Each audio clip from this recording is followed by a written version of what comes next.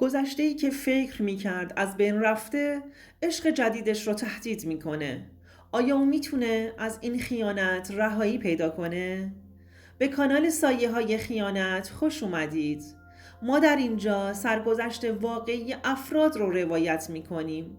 افرادی که مدت‌ها نتونستند اونها رو به زبون بیارند و این کانال به اونها این امکان رو میده که تجربیات تلخ زندگی خودشون رو با شما در میون بذارند و ممنون از شما که با شنیدن سرگذشتشون ما رو همراهی میکنید. جواد هستم. در حال حاضر متأهلم، اما یه موقعی در دوران مجردی توی رابطه عمیق بودم. درس خوندن رو دوست نداشتم، واسه همین به زور تونسته بودم مدرک دیپلم خودم رو بگیرم. همیشه پدرم با هم غور میزد و میگفت حداقل اگر درس نمیخونی برو یه حرفه یاد بگیر. پسر هستی، در آینده تو زندگیت به دردت میخوره. یا باید درس بخونی یا باید حرفه‌ای واسه درآمد آیندت داشته باشی.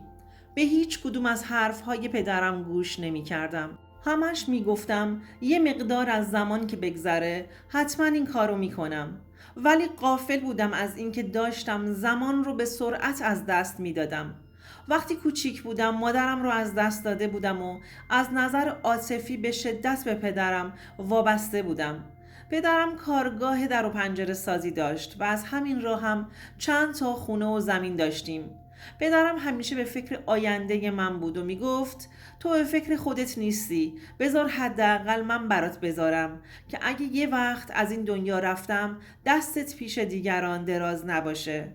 تا اینکه یه روز تو محل کارش قلبش درد گرفت و شاگرداش تا رسوندنش بیمارستان فوت کرد.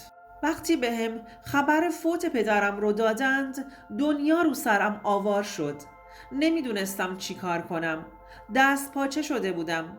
دوستای پدرم سریع خودشون رو به من رسوندند تا اینکه تونستم روی پاهام بایستم و پدرم رو دفن و کفن کنم. بعد از اون دیگه تنها شده بودم. اصلا دلم نمیخواست از خونه بیرون برم. دوست آنچنانی هم نداشتم که تو این روزها کنارم باشه. همیشه فکر میکردم بهترین رفیقم پدرم هستش و جز اون نمیتونم به کس دیگه اعتماد کنم. به خاطر همین تنها مونده بودم. اصلا بلد نبودم چطور در نبود پدرم کارگاهش رو اداره کنم. از هیچ چیز توی کارگاه سر در نمی آوردم. کارگرها هم که دیدند من مدیریت رو بلد نیستم خواستند به هم یاد بدند، اما من قدرت اداره کردن اونجا رو نداشتم. هر چقدر پدرم میگفت تو که نه درس میخونی نه حرفه یاد میگیری، حداقل بیا کنار من بمون تا زیر و بم کار رو یاد بگیری، اما من همیشه پشت گوش مینداختم. بعد از فوت پدرم به نتیجه حرفاش رسیده بودم. پدرم توی اون سالها هم برام پدر بود هم مادر. اون بعد از فوت مادرم به خاطر اینکه من زیر دست نامادری بزرگ نشم و اذیت نشم دیگه ازدواج نکرده بود و همه زندگیش رو بعد مادرم وقف من کرده بود.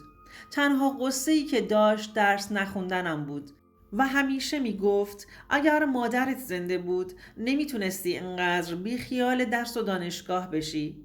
من بعد از فوت مادرم از همون بچگی گوشه‌گیر شده بودم و آدم اجتماعی نبودم و دوستی هم نداشتم. پدرم همیشه میگفت پسرم برای خودت یه رفیق با اصالت بگیر که تو زندگیت تنها نمونی.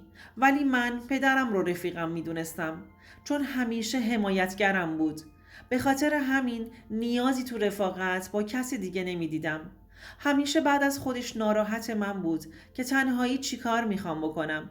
اصلا فکرشو نمی کردم به این زودی ها بخوام پدرم رو از دست بدم. با ثروتی که پدرم برام گذاشته بود میتونستم تا سالیان سال ازش استفاده کنم و نیازی هم به کار کردن نداشتم.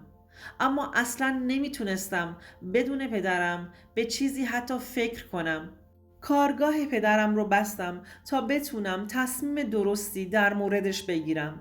یه روز که تو خونه تنها نشسته بودم تصمیم گرفتم با یکی از دوستای پدرم در مورد کارگاهش صحبت کنم.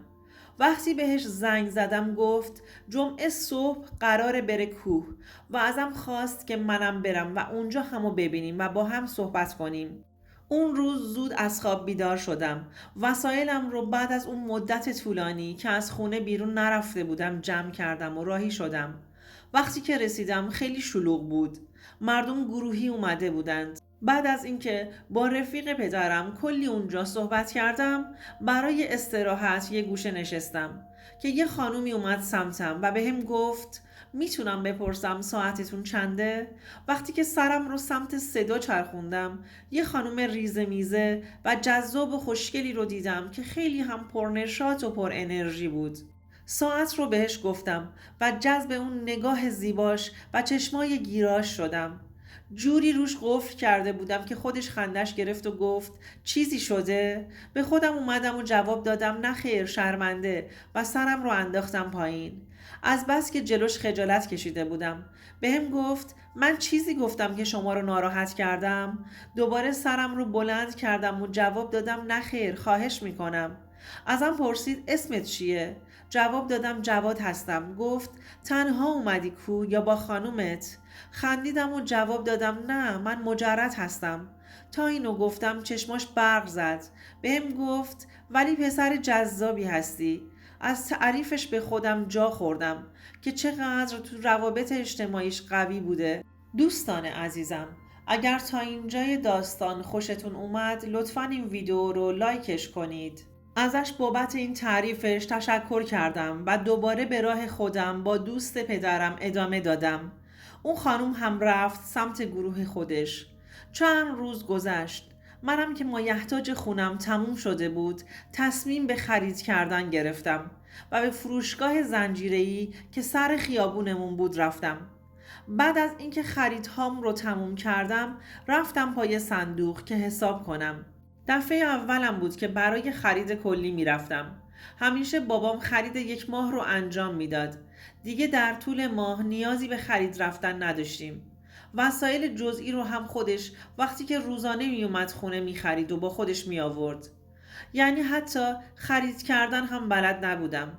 وقتی خریدهام رو انجام دادم سر صندوق رفتم. همون خانم رو که تو کوه دیده بودم رو پشت صندوق فروشگاه دیدم.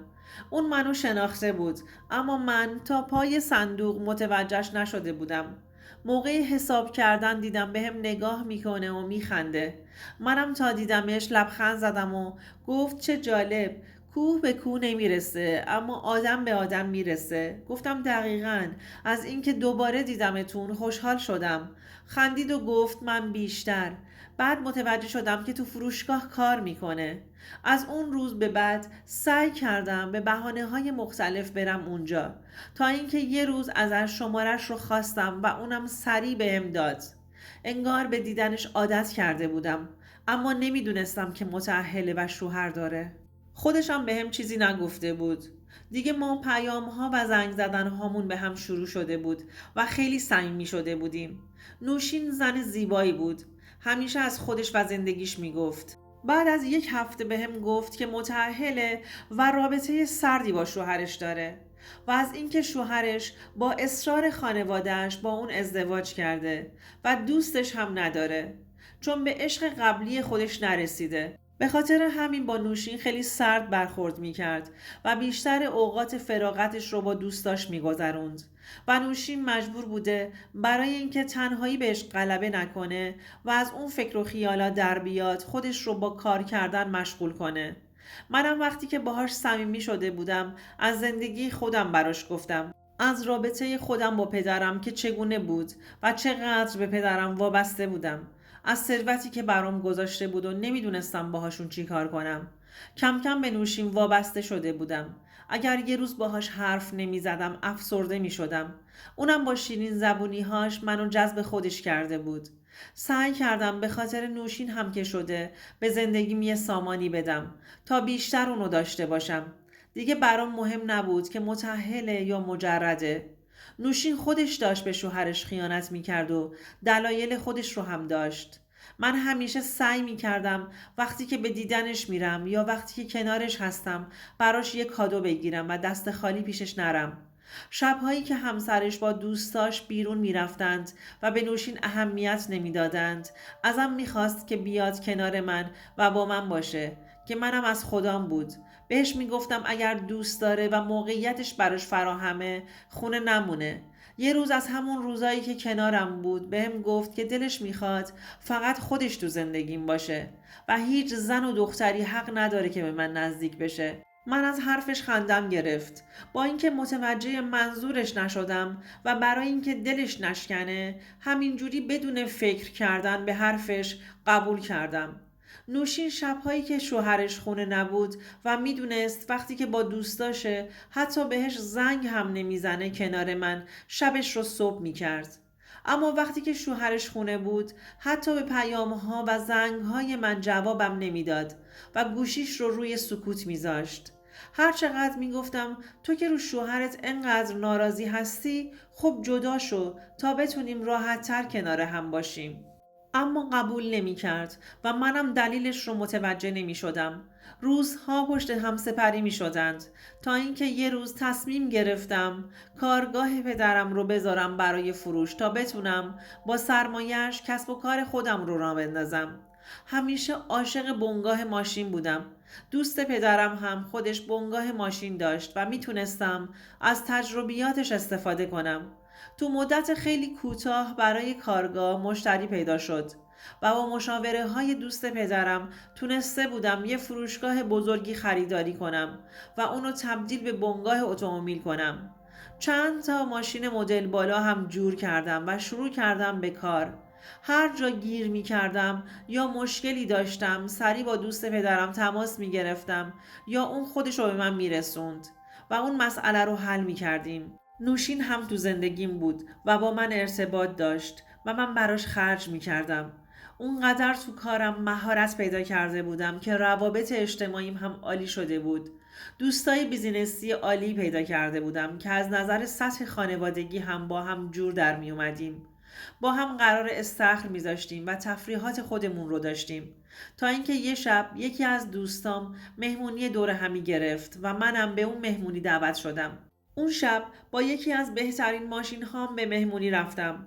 اونجا خانوم ها و دخترهای زیبای زیادی حضور داشتند. دوستم سجاد منو به تک تکشون معرفی کرد. بین اونا دختری بود فوق‌العاده سنگین و جذاب، بدون آرایش غلیظ و تنها دختری تو اون جمع بود که نچرال بود. تو سر و صورتش عملی نمیدیدم. پوشش لباسش اونقدر سنگین و شیک بود که تا آخر مهمونی نگاهم فقط بهش بود. اما اون حواسش اصلا به من نبود. از دوستم پرسیدم که آیا مجرده یا متأهله؟ سجاد گفت نه اتفاقا مجرده و دختر خیلی خوبی هم هست. ازش خواستم که ما رو به هم معرفی کنه. سجاد هم با کمال میل منو پیشش برد و ما رو به هم معرفی کرد. اونقدر محفوظ به حیا بود که در تمام مدت حرف زدن فقط 2 بار سرش رو بالا آورد و به من نگاه کرد. برعکس نوشین بود. انگار تپش قلبم زیاد شده بود. با هر زحمتی که بود شمارش رو گرفتم و با هم دوست شدیم. اسمش عسل بود. من عسل رو برای آیندم انتخاب کرده بودم. دلم میخواست شریک زندگیم بشه. اما نمیدونستم چطور باید نوشین رو از زندگیم بیرون کنم.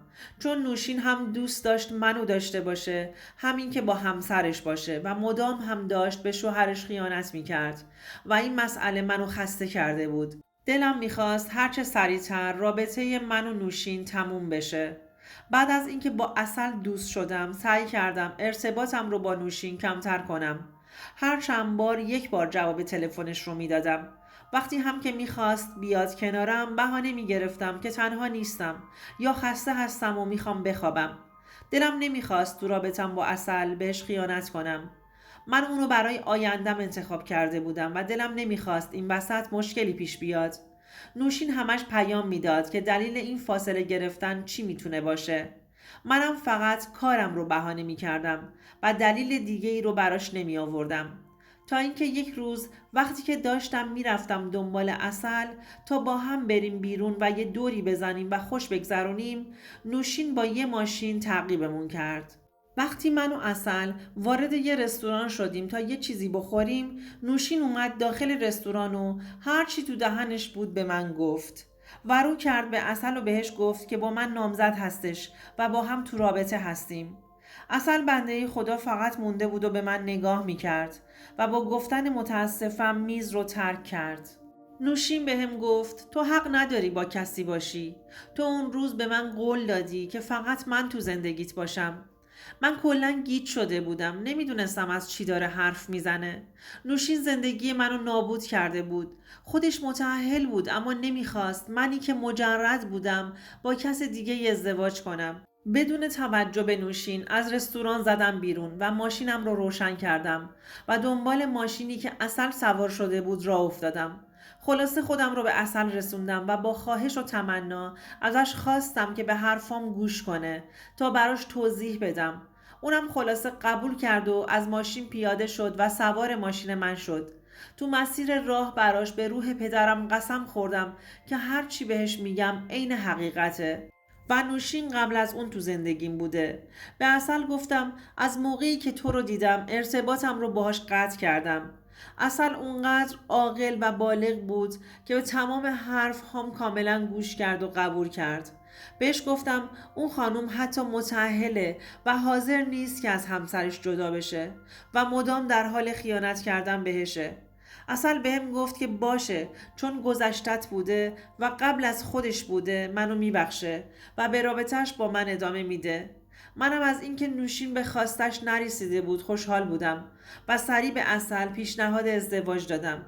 عسل هم قبول کرد و چون کسی رو نداشتم با دوست پدرم به خواستگاریش رفتم و خانوادش هم منو به دامادیشون قبول کردند و ما با هم ازدواج کردیم. من عاشق همسرم هستم و بهش عشق می‌ورزم و سعی می‌کنم تمام خودم رو تو زندگیم براش بذارم تا کمبودی احساس نکنه. از اون روز به بعد از نوشین هم تو زندگیم دیگه خبری نشد. وقتی که نتونسته بود رابطمون رو خراب کنه خودش کنار کشیده بود و من الان با داشتن عسل احساس می‌کنم خوشبخت ترین مرد روی زمینم. دوستان عزیزم، اگر شما هم به این نوع سبک از محتواها علاقه‌مند هستید، این ویدیو برای تو هستش. لطفاً برای دیدن ویدیوهای بیشتر ما رو سابسکرایب کنید و ممنون که تا انتهای این ویدیو با ما همراه بودید.